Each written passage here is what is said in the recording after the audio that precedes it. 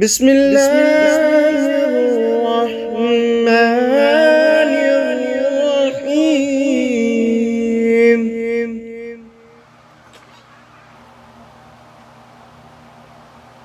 الحمد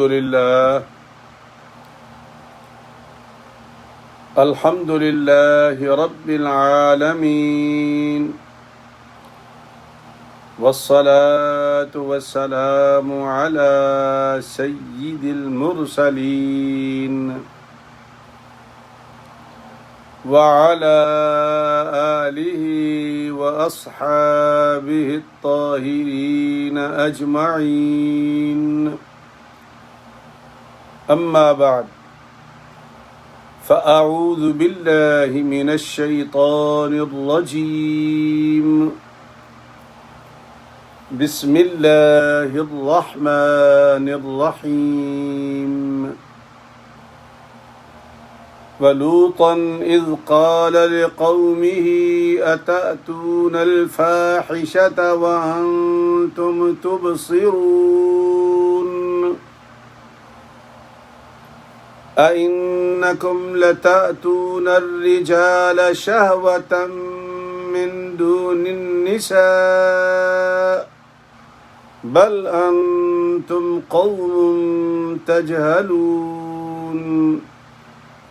فما كان جواب قومه إلا أن قالوا أخرجوا آل لوط من قريتكم إنهم أناس يتطهرون. فأنجيناه وأهله إلا امرأته قدرناها من الغابرين. صدق الله العظيم. بسم الله الرحمن الرحيم. إن الله وملائكته يصلون على النبي يا أيها الذين آمنوا صلوا عليه وسلموا تسليما.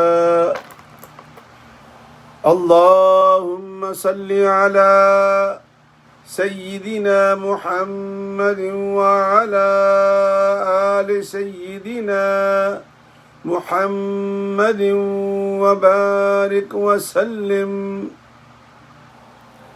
الصلاة والسلام عليك يا سيدي يا رسول الله وعلى آلك وأصحابك يا حبيب الله. الصلاة والسلام عليك يا سيدي يا رحمة للعالمين وعلى آلك وأصحابك يا شفيع المذنبين.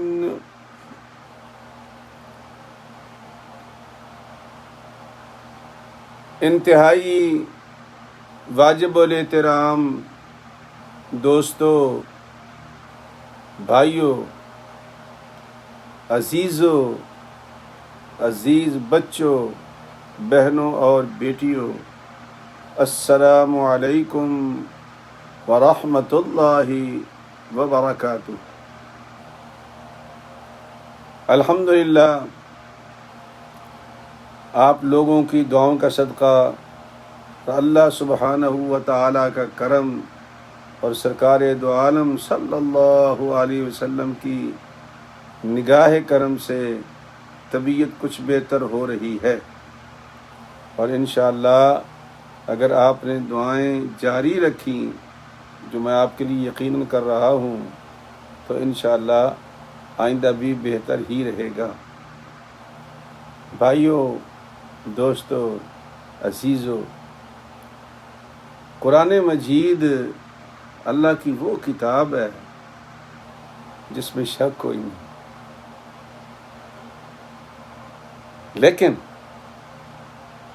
سمجھنے والی بات ہے، بعض باتیں بڑی باریک ہوتی ہیں، بظاہر بہت عام ہوتی ہیں لیکن بڑی باریک ہوتی ہیں.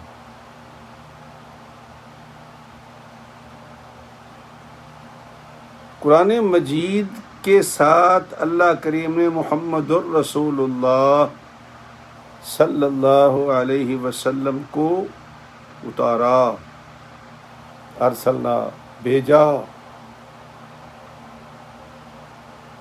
وَأَنزَلْنَا إِلَيْكَ الذِّكْرَ لِتُبَيِّنَ لِلنَّاسِ عَلَىٰ قَلْبِكَ، یہ ساری باتیں قرآن کریم میں بیان کی ہیں، اعادہ نہیں مقصود ہے، اشارہ کرنا مقصود ہے۔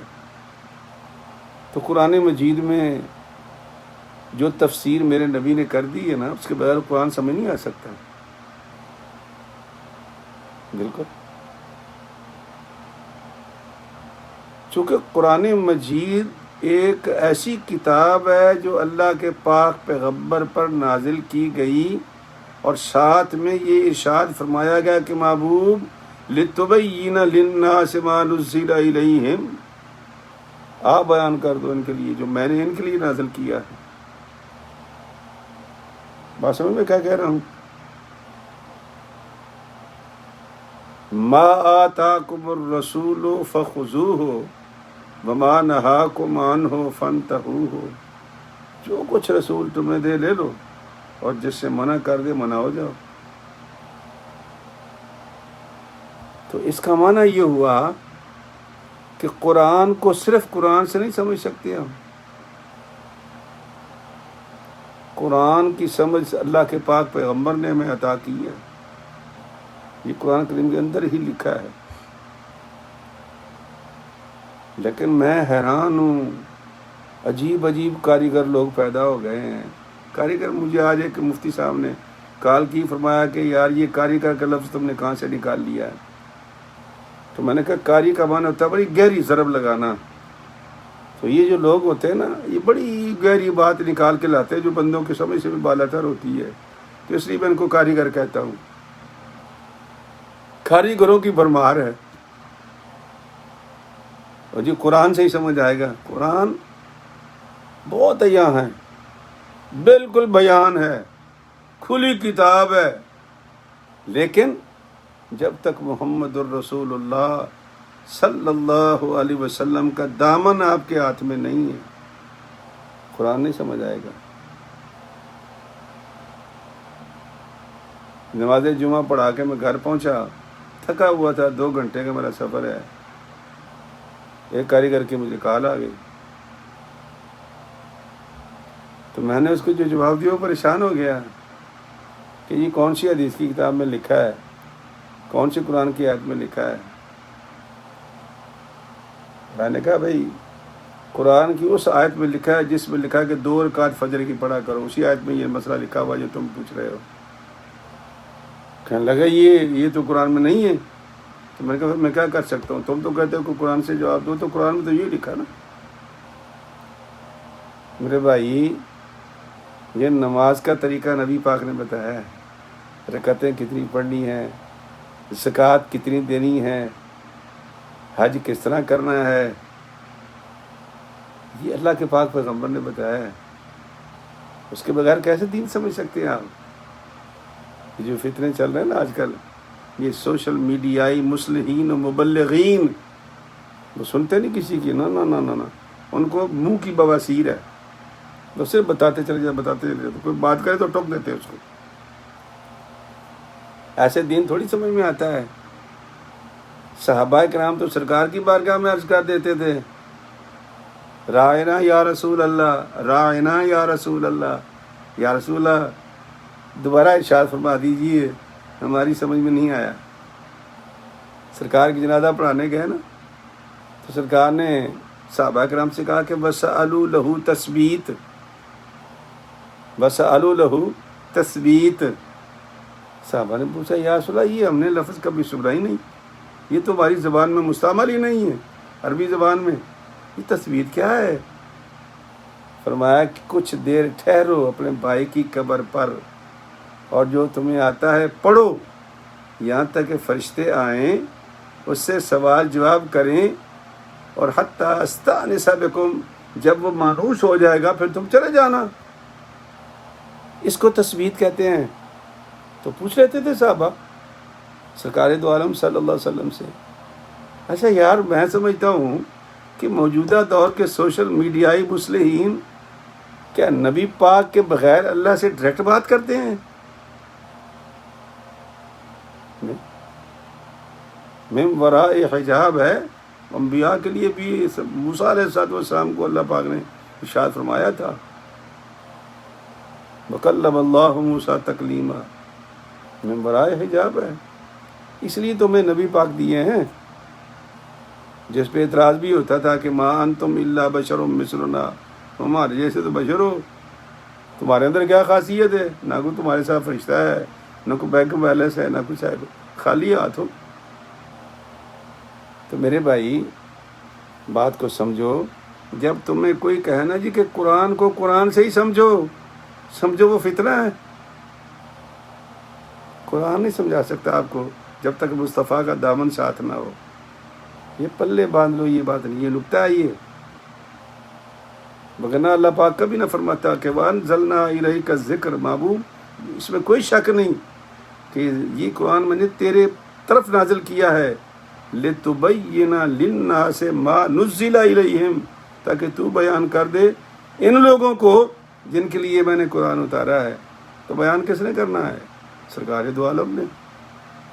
تو اس کی بات تو تم سنتے نہیں ہو. نہ کرو، ان لوگوں کے پیچھے نہ چلا کرو. یہ شیاطین ہیں. بڑے فتنے آئے. خلق قرآن کا ایک فتنہ آیا تھا کہ یہ جو قرآن ہے یہ خلق ہے، مخلوق ہے. امام احمد بن حنبل جیسے لوگوں کو بھی کوڑے پڑے تھے، ماریں پڑی تھیں. بڑے بڑے فتنے آئے اس دنیا کے اندر. چلے گئے. لیکن دین بہر طور باقی ہے. بے شک لوگ ہمارے خلاف ہیں جی کہ یہ ہے تو وہ ہے تو فلان جی فرقے بازی ہو گئی تو یہ ہو گیا تو، لیکن اس کے باوجود دین زندہ ہے. اور جب تک یہ قرآن اور دامن رسول باقی ہے، یعنی اللہ کا قرآن اور نبی کا فرمان باقی ہے، آپ کو گمراہ کوئی نہیں کر سکتا. اور جس بندے نے یہ کہا کیا ہو جی میں تمہیں قرآن میں سمجھاتا ہوں، او بھائی تم کون ہو؟ کیا لیول ہے تمہارا؟ قرآن تو تم صحیح پڑھ نہیں سکتے اور قرآن سمجھاؤ گے ہمیں؟ زیر زبر کے فرق سے انسان پتہ نہیں کہاں پہنچ جاتا ہے. اور یہ ہمیں قرآن پاک سمجھائیں گے؟ قرآن ہمیں نبی پاک سمجھا گئے ہیں. اور جو سرکار نے بیان کر دیا ہے، اور حضرت عبداللہ بن عباس، حضرت ابو ہریرہ، حضرت عبداللہ بن مسعود، حضرت معاذ بن جبل، حضرت ابی بن کعب، یہ کون لوگ تھے؟ یہ سرکار کے گرد وہ حالہ تھا علماء کا، صوفیاء کا، اتقیاء کا، جو دین سمجھتے بھی تھے، دین سمجھاتے بھی تھے، اور جب کبھی نبی پاک کو ضرورت پڑتی تھی اٹھا کے گورنر بھی بنا دیتے تھے. وہ حسب نسب نہیں دیکھتے تھے، پیسہ مال نہیں دیکھتے تھے. سرکار کی عطا تھی. معاذ بن جبل کو، درویش کو گورنر بنا دیا. تو بھائی میں لمبا باتیں کی ادھر چلا جاؤں، میں اپنا سبق ہی پڑھتا ہوں. زیادہ بہتر مجھے اس لیے دکھ ہوتا ہے کہ کالیں بڑی عجیب و غریب قسم کی یا مجھے کلپ بھیج دیتے ہیں جی اس کا جواب دو بھائی، اس کا جواب دو بھائی. میں کیا جواب دوں بھائی؟ جواب اللہ کا قرآن اور میرے مصطفیٰ کا فرمان ہے. بس اس میں سب کچھ آپ کا ہے. جو میرے سرکار نے فرما دیا کہ فجر کی 2 رکعتیں پڑھنی ہیں تو ہم نے 2 ہی پڑھنی ہیں، 5 نہیں پڑھیں گے کبھی بھی زندگی میں. لیکن قرآن نہیں بیان کرتا. سرکار دو عالم صلی اللہ علیہ وسلم نے فرمایا زور کی 4 پڑھنی ہے تو 4 ہی پڑھنی ہے ہم نے، 5 نہیں پڑھنی ہے ہم نے. یہ قرآن نہیں بتاتا ہمیں. سرکار نے فرمایا 2.5% زکوٰۃ دو، تو یہ سرکار نے فرمایا ہے، قرآن نے نہیں بتایا 2.5% زکوٰۃ دو نا. یہ ساری باتیں سرکار نے بتائی ہیں. تو سرکار پر ایمان لاؤ. یا ایھا الذین آمنوا اتقوا اللہ وآمنوا برسولہ. رسول پر ایمان لاؤ، قرآن سمجھ میں آ جائے گا. اور اگر تمہارا ایمان رسول پر ہی نہیں تو قرآن کیا سمجھ آئے گا؟ قرآن تو اللہ کہتا یضل بہ کثیرا ویہدی بہ کثیرا وما یضل بہ الا الفاسقین. اس قرآن کو لوگ پڑھتے گمراہ ہو جاتے ہیں، اسی قرآن کو پڑھتے ہدایت پا جاتے ہیں. ہدایت کون پاتا ہے؟ الا المتقین. جو متقین ہیں، متقین کون ہیں؟ قیامت کو مانتے ہیں، نبیوں کو مانتے ہیں، رسولوں کو مانتے ہیں، جنت کو مانتے ہیں، دوزخ کو مانتے ہیں، ان کو اللہ نے متقی کہا ہے۔ تو بھائی یہ جو فتنے آج کل چل رہے ہیں، کوئی مرزا فقی ہے تو جناب کوئی یہ ہے تو یہ پتہ نہیں کیا کیا چیزیں یار کیسے کیسے پیدا ہو گئی ہیں، ہماری سمجھ سے تو یہ بالا تر ہے، سمجھ سے بالا تر ہے۔ بہرحال بات بدلتی بدل جائے گی۔ یہ میں اس لیے کہتا ہوں کہ اتنی بےہودہ قسم کی کلپیں لوگ بھیجتے ہیں نا۔ ایک صاحب بتا رہے تھے رات کلپ بھیج دیا مجھے کہ جی یہ جو کعبہ، یہ جو مسجد نبی شریف ہے، یہ اس کے نیچے اصحاب کہف کی قبریں ہیں، اس کے اوپر مسجد نبوی ہے، سرکار تو ہے ہی نہیں، اور جو مسجد قدس ہے وہ مسجد زرار ہے، اس لیے لڑائیاں ہو رہی ہیں۔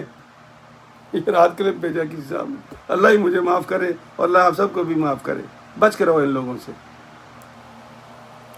تو آج کا جو سبق ہے بارہ وہ سورہ نمل ہے، نمل کا 27 نمبر ہے، سپارہ 19 ہے اور آیات 54 تا 58 ہے۔ اللہ کرے کہ یہ ترجمہ پورا ہو جائے تو میں مختصر کر دوں گا گفتگو کو، تاکہ یہ ترجمہ 3-4 آیات کا مکمل ہو جائے۔ اس میں ذکر ہے حضرت لوط علیہ السلام کی قوم کا، حضرت لوط علیہ السلام کی قوم کا، اور اس قوم کے عمل کا ذکر ہے۔ عمل کیا تھا؟ ہم جنس پرستی، ہم جنس پرستی، یعنی مرد مرد، عورت عورت۔ اچھا آپ کے لیے سمجھنا شاید مشکل ہو، میرے لیے بہت آسان ہے، چونکہ میں امریکہ میں رہتا ہوں، میرے ملک میں ریلیجس فریڈم ہے،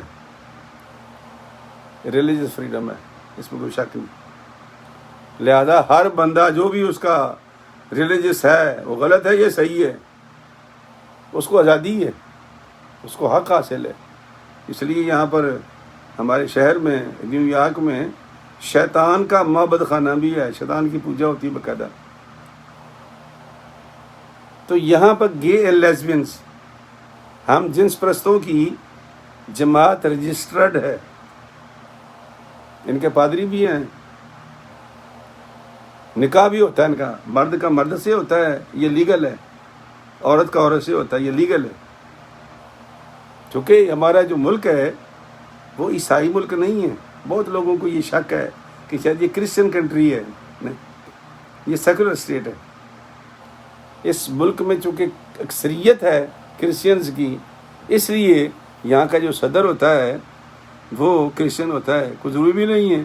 جیسے پچھلا جو ہمارا اوباما تھا وہ افریقن امریکن تھا، اگر کوئی مسلمان اگر اس نہج تک پہنچ جاتا ہے تو وہ صدر بن جائے گا، سیکولر اسٹیٹ ہے۔ تو سیکولر اسٹیٹ میں سب چلتا ہے، لیکن اسلامک ریپبلکن پاکستان میں سب نہیں چلتا۔ یہ آپ کا فرق بتا رہا ہوں جو لوگوں کو سمجھ میں نہیں آتا۔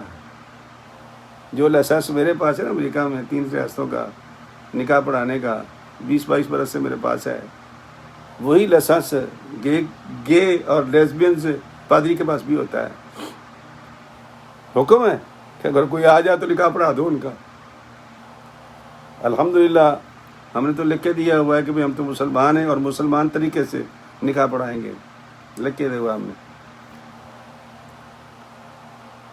لیکن اسلامک ریپبلکن آف پاکستان میں گے اینڈ لیسبینز کی تنظیمیں، انا للہ و انا الیہ راجعون، وہ تو یار اسلامک ریپبلکن ہے۔ تو یہ جو عمل تھا اللہ اپنے پاک کلام میں 3-4 صورتوں میں اس کا ذکر آیا ہے۔ تو یہاں تو چونکہ 4 آیات ہیں نا، تو مختلف آیات میں مختلف ذکر ہے، میں مختصر کر دیتا ہوں۔ اللہ کریم فرماتے ہیں کہ یہ قوم لوط کا جو ہم جنس پرستی کا عمل تھا تاریخ انسانیت میں، یعنی آدم علیہ السلام سے لے کر لوط علیہ السلام تک کسی قوم میں یہ عیب نہیں پایا گیا۔ اس عیب کو شروع کرنے والے کون ہیں؟ حضرت لوط علیہ السلام کے زمانے کے لوگ، اس لیے اس کا نام بھی پڑا ہوا ہے عمل لوط، اغلام بازی۔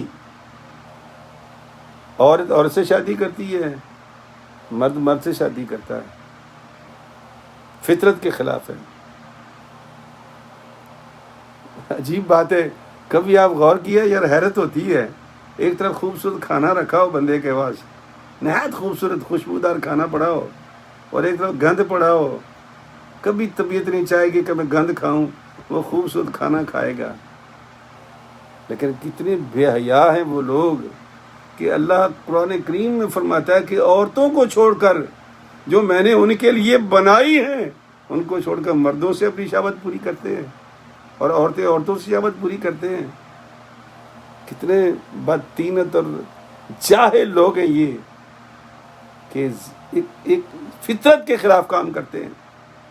اور یاد رکھنا، فطرت کے خلاف کام کرنے کو ظلم کہتے ہیں۔ اور ظلم کی تعریف کیا کی ہے بزرگوں نے؟ آپ نے اکثر سنا ہوگا علماء سے، ظلم کا کہتے ہیں کہ کسی شے کو جو جس جگہ کے لیے بنایا گیا ہو وہاں اس کو نہ رکھنا، یہ ظلم ہے۔ مثلا میں مولوی صاحب ہوں، آپ کا امام بھی ہوں، بزرگ بھی ہوں، یہ امامہ شریف میں نے سر پہ رکھا ہوا ہے، یہ اٹھا کے میں پیروں میں رکھ لوں اور جوتا سر پہ رکھ لوں، آپ مجھے کیا کہو گے کہ مفتی صاحب یا تو پاگل ہو گئے ہیں، یا ان کا دماغ چل گیا ہے، یا پتہ نہیں کیا ہوا ہے ان کو۔ حالانکہ امامہ بھی میرا ہے، جوتا بھی میرا ہے، اور جسم بھی میرا ہے، تو میں نے تو اپنی مرضی کی ہے نا، میں نے آپ کا امامہ تو نہیں لیا، آپ کا جوتا تو نہیں لیا میں نے، لیکن یہ ظلم ہے۔ اور ظلم، ان اللہ لا يحب الظالمین، اللہ ظالموں کو پسند نہیں کرتا، اللہ کو ظلم پسند نہیں ہے۔ اللہ فرماتا ہے کہ میں قیامت کے دن کسی کے ساتھ ظلم نہیں کروں گا، جس قدر عطا میرے پاس ہے کسی کے پاس نہیں ہے، میں دوں گا، میں عطا کروں گا آپ لوگوں کو، لیکن ظلم نہ کرنا۔ تو یہ فطرت کے خلاف کام ہے جو اس قوم نے شروع کیا تھا، اور اس قدر شیر ہو گئے تھے، یہ اس قدر شیر ہو گئے تھے، قرآن مجید کی آیات بتاتی ہیں، دوسری جگہ پر آتی ہیں کہ وہ سر راہ یہ کام کرتے تھے۔ ہم یہاں جب دیکھتے ہیں نا اپنا امریکہ میں سڑکوں پر، شاہراہوں پر، پارکوں میں، ہمیں افسوس نہیں ہوتا، یہ ڈیٹے مار رہے ہوتے ہیں بچے، ہمیں افسوس نہیں ہوتا، چونکہ یہاں رہتے ہیں ہم لوگ، عادی ہو گئے ہیں، ہم اپنا گھر سنبھال سکتے ہیں۔ پاکستان میں یہ ڈیٹنگ جب سے شروع ہوئی ہے، اور میں آج بھی کہتا ہوں، میری بات سن لیں، اگر کوئی ارباب اختیار میں سے بندہ بیٹھا ہوا ہے، یہ جو تم لوگوں نے ڈرامے شروع کیے ہوئے نا پاکستان کی یہ چینلوں پر، یہ اس کی وجہ سے ہماری بچیاں بچے بھاگ رہے ہیں، غلط کام کر رہے ہیں، غلط کاموں میں جا رہے ہیں، اور شہوت پرستی کو عروج دے رہے ہیں۔ کون کر رہے ہیں یہ آپ کے ڈرامے کر رہے ہیں پاکستان کے۔ ہے ارباب اختیار و اقتدار، کچھ توجہ ادھر بھی کرو، کوئی چیک ہی بٹھا دو ان پہ، کسی کو مقرر ہی کر دو کہ کیا یہ دین کے خلاف تو نہیں کام کر رہے۔ تو یہ جب سے یہ کام شروع ہوا ہے، ہمارے ہاں گیز کی بھی انجمنیں بن گئی ہیں جی، اب یہ کام لکا چھپا نہیں ہے، وہاں پر یا تو تھا ہی تھا، وہاں بھی شروع ہو گیا ہے۔ قدر کرو اپنے دین کی، حفاظت کرو اپنے دین کی، اور اپنے بچوں کے ساتھ وقت دیا کرو، پوچھو ان سے، اللہ کے بندو کیا کرتے ہو؟ آئے دن لڑکیاں بھاگ جاتی ہیں، آئے دن ریپ ہو رہے ہیں، سڑکوں پہ عورتوں کی عزتیں محفوظ نہیں ہیں، کیوں؟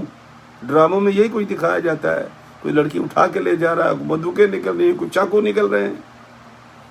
یہ ہماری سوسائٹی میں ہے، یہ جو دکھاتے ہیں۔ ہم امریکہ کو برا بھی کہتے ہیں لیکن اچھا بھی کہتے ہیں کہ ہماری فلموں میں وہ فلماتے ہیں جو اوریجنل سین ہوتے ہیں، بالکل روڈ کے اوپر جو بات ہوتی ہے وہی دکھاتے ہیں، جعلی سیٹ نہیں لگاتے یہاں پر۔ میرے بھائی، خوف خدا کریں، اپنے دین کو بھی بچائیں، ملک کو بھی بچائیں۔ یا تو یہ ہے کہ اللہ کا نام لے کر اسلام میں کا لفظ ہی ہٹا دو، چونکہ اوپر لکھا تھا بسم اللہ الرحمن الرحیم، اور نیچے سال کے جنوری کے مہینے میں ہمارے سفیر صاحب اوپر بسم اللہ لکھا ہوا، نیچے وہ شراب کا تحفہ بھیج رہے ہیں کسی کو، تو کیا بسم اللہ لے کر شراب دی جاتی ہے؟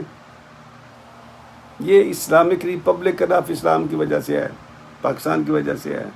یہ ہٹا دو، بچ جاؤ گے. یا دین کی قدر کرو، اسلامک کو اسلامک بناؤ. وہ تمہارے ہاتھ میں ہے، کسی غیر کے ہاتھ میں نہیں ہے. یہاں تو کاریگر بیٹھے ہوئے ہیں، یہاں پر پیسہ پھینک تماشا دیکھ والا چکر ہے یہاں پر تو، اور وہ کر رہے ہیں لوگ. تو وہ اتنا گند شروع ہو گیا، اتنا گند شروع ہو گیا کہ سر راہ شروع ہو گیا، حیائی ختم ہو گئی. وہ کہتے ہیں کہ جانور بھی حیا کرتے ہیں. یقین کریں آپ، صرف 2 جانور ایسے ہیں جو بے حیا ہیں اس معاملے میں. یہ جو یہ سر عام شار عام پہ یہ حرکتیں کرتے ہیں، ان میں ایک بندر ہے اور ایک خنزیر ہے. 2 ہی قومیں ہیں، 2 جانور ہیں، باقی کوئی جانور سب حیا کرتے ہیں. لیکن انسان کتنا کیا گزرا ہے کہ بہنوں کو چھوڑ کر، ہماری بیٹیوں کو چھوڑ کر، اپنی بیویوں کو چھوڑ کر مردوں سے اپنی شہوت پوری کرتے ہیں. اور عورتوں بہرحال یہ ابھی میرا مطلب لمبا کام ہو گیا، میں لوٹتا ہوں. خالد بن ولید نے لکھا تھا خط حضرت صدیق اکبر کو رضی اللہ تعالیٰ عنہ. کہا حضرت میں جس علاقے میں آیا ہوں یہاں مجھے پتہ چلا کہ عرب کے کچھ علاقے میں عورتیں عورتوں سے لذت حاصل کرتی ہیں، مرد سے کرتے ہیں. اگر ایسا کوئی معاملہ میرے پاس آ جائے میں کیا کروں گا؟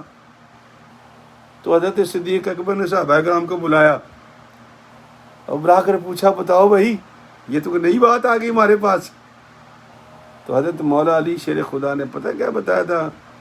کہا کہ دونوں کو زندہ جلا دو، فاعل کو بھی اور مفعول کو بھی. چونکہ سرکار دو عالم صلی اللہ علیہ وسلم نے فرمایا تھا کہ مجھے امت میں کوئی خطرہ نہیں ہے، بڑے خطرے ہیں، لیکن یہ ہم جنس پرستی کا جو خطرہ ہے یہ سب سے بڑا ہے، غیر فطری فعل کا. سرکار نے کہا اس کو زندہ جلا دو. چنانچہ لکھا صدیق اکبر نے خط خالد بن ولید کو، اگر کوئی ایسا تمہارے سامنے آ جائے کہ فاعل اور مفعول دونوں کو جلا دو. ہم کہاں ہیں بھائی؟ سوچو ذرا. تو حضرت لوط علیہ السلام نے بڑا سمجھایا ان کو، او خدا کے لیے اللہ کے بندو باز آ جاؤ، باز آ جاؤ، باز آ جاؤ. حضرت ابراہیم علیہ السلام کے بعد 2 فرشتے آئے تو آپ کو بشارت دینے آتے ہیں. اندازہ کریں، ایک گھر میں بشارت دے رہے ہیں، دوسرے گھر میں عذاب لے کے آ رہے ہیں. بشارت دینے ہے کہ آپ کو بیٹا ہوگا، وہ لمبا قصہ قرآن پاک میں گزر چکا ہے. حضرت جب لوط علیہ السلام کے پاس آئے تو ان کی بیوی نے مخبری کر دی. بیوی نہ ساتھ نہ تھی اس وقت، تھی پتہ نہیں کیوں اپنی قوم کی محبت میں آ کے کہا جی ہمارے گھر 2 نوجوان بچے آ گئے ہیں. ان لوگوں نے گھیرا ڈال دیا حضرت لوط علیہ السلام کے گھر کا. جب گھیرا ڈال دیا تو باہر نکالو باہر نکالو. حضرت لوط علیہ السلام باہر نکلے. کہا او اللہ کے بندو، میری بیٹیاں تمہارے گھروں میں ہیں، میں امت کا باپ ہوں، اپنی بیویوں کو چھوڑ کر تم یہ کس راہ پہ چل پڑے ہو؟ خوف خدا کرو، میری اپنی 2 بیٹیاں ہیں. اللہ کے بندو اگر جائز طریقے سے نکاح کرنا چاہتے ہو تو میں حاضر ہوں، لیکن یہ کام چھوڑ دو. اور کہتے ہیں اور کہا ہؤلاء ضیفی فلا تفضحون، یہ میرے گھر مہمان آئے ہیں، خدا کے لیے یار ان کو پریشان نہ کرو، ان کو خراب نہ کرو، تم میں منت کرتا ہوں. حضرت لوط علیہ السلام جب وہ واپس آئے تو حکم خدا بندی تھا کہ اس وقت تک بے خبر رکھنا ہے جب تک میں حکم نہ دوں. تو حکم آ گیا کہ بتا دو. اب تو کہا جی میں تو جبریل ہوں، یہ میرا ساتھی فرشتہ ہے، ہم تو اس لیے آئے ہیں کہ ان کو مزہ چکھانے آئے ہیں. اس وقت وہ باہر نکلے، ساری دنیا آپ کے گھر کے گرد اکٹھی ہو رہی تھی. کہا کہ اللہ کا عذاب آئے گا، آپ ایسا کریں کہ صبح ہونے سے پہلے پہلے یہاں سے نکل جائیں اور سب گھر والوں کو بتا دو پیچھے مڑ کے نہ دیکھنا. جو مڑ کے دیکھے گا وہ ان کے ساتھ ہی مل جائے گا، پتھروں کے عذاب میں آ جائے گا. سارے گھر سے نکل گئے. بیوی نے مڑ کر دیکھا، پتہ تو کرو پیچھے کیا بنا، تو وہ وہیں سٹک ہو گئی. یہ نکل گئے اور وہ سٹک ہو گئی. تو اللہ تبارک و تعالیٰ نے جبریل امین کو حکم دیا یہ بستی اٹھا لو. اچھا میں اس سرزمین پہ جا چکا ہوں، اللہ مجھے معاف کرے، دیکھ آیا ہوں میں سارا. 300 میٹر نیچے ہے وہ زمین دنیا سے، سطح سمندر سے بھی نیچے ہے. اور یہ کیوں ہے کہ حضرت جبریل نے، یہ 4-5 بستیاں تھیں ڈیڈ سی کے قریب علاقہ سارا جتنا بھی ہے، وہ اب اردن میں بھی کچھ علاقہ ہے، اور زیادہ تر وہاں کاشتکار پاکستانی ہیں آپ کی دعا سے. ہاں میں ان کے یہاں مہمان ہوا تھا. تو انہوں نے وہ زمین کا ٹکڑا اٹھایا اور اوپر لے گئے آسمان کی طرف. پہلے آسمان والے فرشتے کہتے ہیں کہ ہم نے ان کے مرغوں کی اذانیں سنی، ان کے جانوروں کی آوازیں سنی، اور جو نیک تو ان میں کوئی تھا نہیں، ان کے کانوں میں تسبیحات کی آوازیں پڑتی رہیں. تو وہاں سے حضرت جبریل امیل نے جب الٹا کے بستی پھینکی ہے، پہلے تو چیخ ماری نا، اس کے بعد الٹا کے جو بستی پھینکی ہے، اس کے بعد وہ نیچے زمین دبتی چلی گئی، 300 میٹر نیچے چلی گئی، نیچے زمین چلی گئی. وہ سطح سمندر سے بہت نیچے زمین ہے، سطح زمین سے بھی نیچے زمین ہے، وہ والی زمین جو ہے. تو وہ بستی تباہ ہوگی. اوپر پتھروں کا عذاب آیا، ہر پتھر پہ نام لکھا ہوا تھا، اور کنکریلے نوکیلے پتھر تھے. چیخ الگ تھی، پتھروں کا عذاب الگ تھا. اوپر سے اٹھا کے بستی کو الٹ کر دیا گیا، اور ہمیشہ کے لیے ان کا بیج ختم کر دیا گیا. لیکن یہ گندا کام نہ ختم ہو سکا، وہ آج بھی جاری ہے. تو قرآن کریم کی آیات پڑھ لیتے ہیں. ٹائم میرا ختم ہو رہا ہے، باتیں بہت ہیں کرنے والی، لیکن اللہ تبارک و تعالیٰ فرماتے ہیں کہ وَلُوطًا إِذْ قَالَ لِقَوْمِهِ أَتَأْتُونَ الْفَاحِشَةَ وَأَنْتُمْ تُبْصِرُونَ. اور لوط علیہ السلام نے جب کہا اپنی قوم سے کہ تم کیوں کرتے ہو بے حیائی، تمہاری آنکھیں نہیں ہیں، نظر نہیں آتا تمہیں، انجام نہیں پڑے پیچھے، دیکھے نہیں ہیں تم نے، کیوں ایسی بے حیائی کر رہے ہو؟ أَإِنَّكُمْ لَتَأْتُونَ الرِّجَالَ شَهْوَةً مِّن دُونِ النِّسَاءِ. کیا تم مائل ہوتے ہو مردوں کی طرف شہوت کے لیے بجائے عورتوں کے؟ بل انتم قوم تجہلون. نہیں، تم جاہل ہو، تم جان بوجھ کے ہی جہالت کر رہے ہو. تم بے علم نہیں نا، تم جاہل ہو، جان بوجھ کے یہ کام کر رہے ہو. فما کان جواب قومی، قوم نے کیا جواب دیا؟ کوئی جواب نہیں تھا. انہوں نے کہا کہ یار ایسا کرو کہ اس کو اور اس کے خاندان کو اس بستی سے نکال دو.